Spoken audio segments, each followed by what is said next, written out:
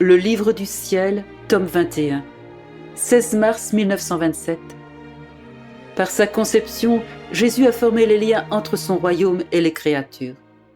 Dans la divine volonté se trouvent les actes universels nécessaires pour implorer sa venue. Je pensais au Fiat suprême et à la façon dont ce royaume pourrait venir et être réalisé. Et mon aimable Jésus se manifestant en moi me dit « Ma fille, j'ai relié à nouveau par ma conception le royaume de ma divine volonté avec la créature. Ma volonté devait exercer un règne absolu pour agir librement dans mon humanité et y étendre son royaume.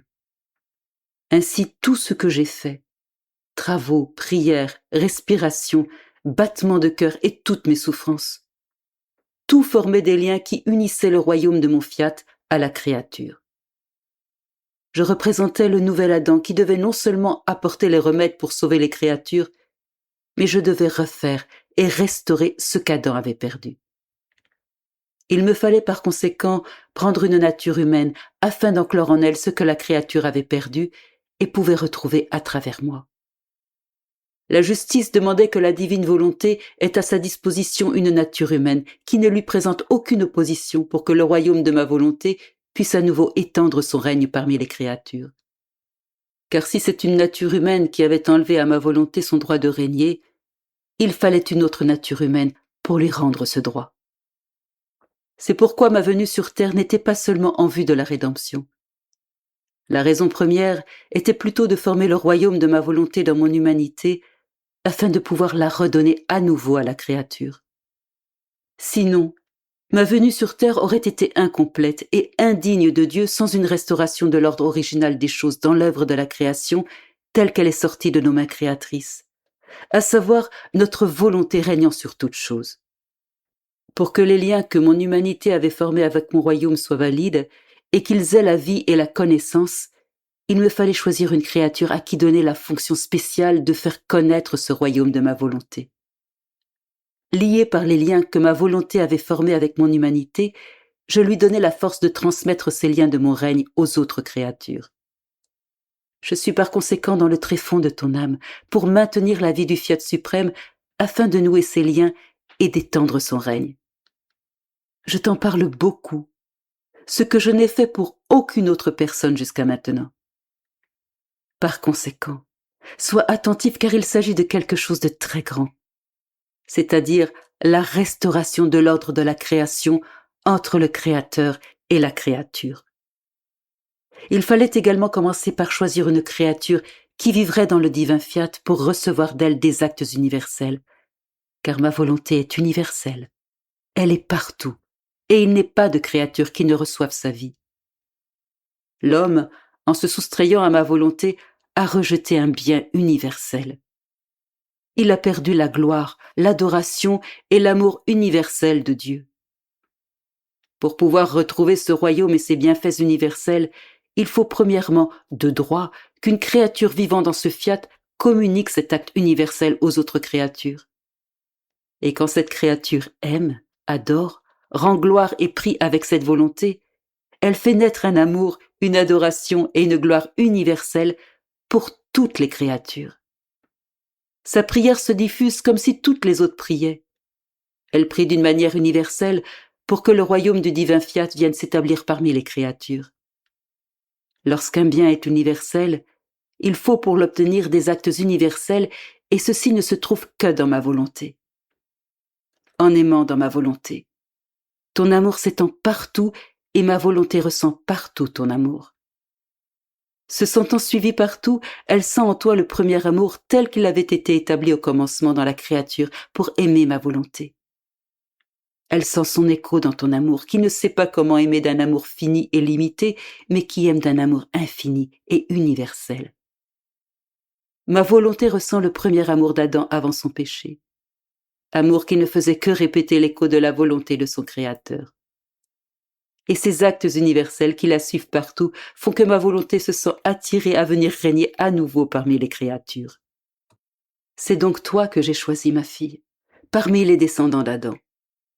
Non seulement pour manifester la connaissance, le bien et les prodiges de ce fiat, mais afin qu'en vivant dans ma volonté et avec tes actes universels, tu puisses contraindre ma volonté à venir pour régner à nouveau parmi les créatures, tout comme au commencement de la création.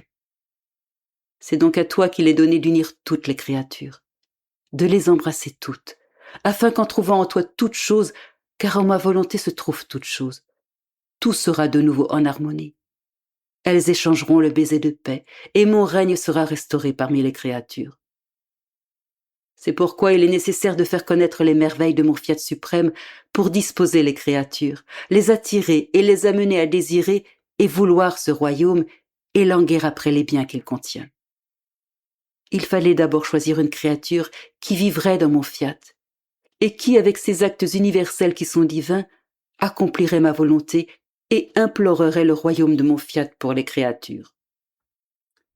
J'agis comme un roi dont le peuple s'est rebellé contre ses lois.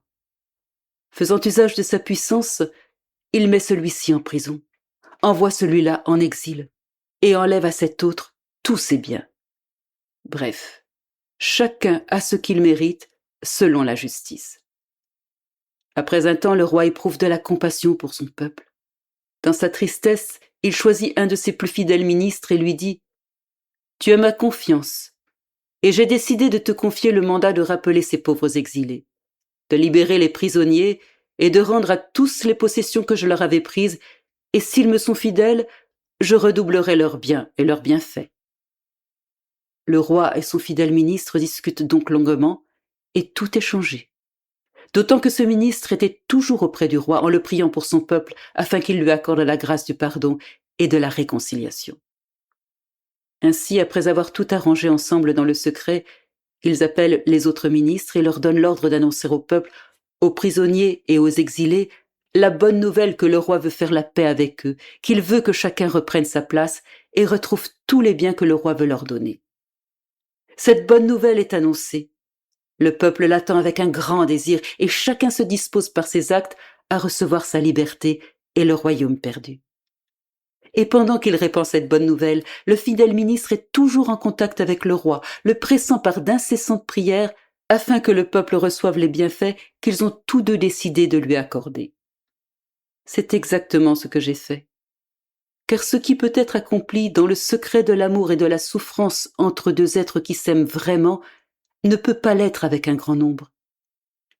Une douleur secrète et l'amour de ton Jésus uni à une âme que je choisis possèdent un tel pouvoir. Moi, celui de donner, et elle, de supplier pour obtenir ce qui est nécessaire. Le secret entre toi et moi a permis la maturation des connaissances que je t'ai données sur le royaume de mon divin fiat, et a fait monter jusqu'à lui tes nombreux actes. Le secret entre toi et moi m'a permis d'épancher ma longue tristesse pour tous ces siècles où ma volonté, alors qu'elle était parmi les créatures et constituait la vie de chacun de leurs actes, était inconnue et demeurait dans un état de souffrance continuelle. Ma fille, ma souffrance épanchée dans le secret du cœur de celui qui m'aime possède la vertu de changer la justice en miséricorde et mon amertume en douceur.